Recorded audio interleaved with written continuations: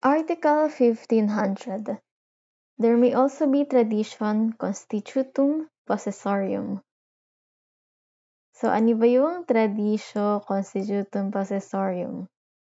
Ibig sabihin pala nitong traditio ay delivery, constitutum may agreement, possessorium is possession. So, delivery, agreement, possession. Okay, ito yung delivery takes place when the seller continues in possession of the thing. Seller continues possession of the thing. Okay? So, after sale, si seller, nasa kanya pa rin yung binenta niyang bagay. Pero in another capacity na. Pwedeng as lessee, or depository, or otherwise. Ito applies to both movable and immovable property. Example.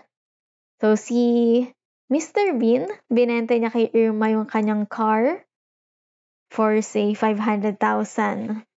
So, nag-execute sila ng contract, ganun. And the same day, nag-execute din sila ng contract of lease kung saan uupahan ni Mr. Bean yung car for 1 year. And then, kasama na doon yung mga agreed price. So, yung car, hindi na kailangan ibigay ni Mr. Bean kay Irma kasi continue pa rin ni Mr. Bean yung possession ng car bilang lessee. And that's it. Thank you for watching.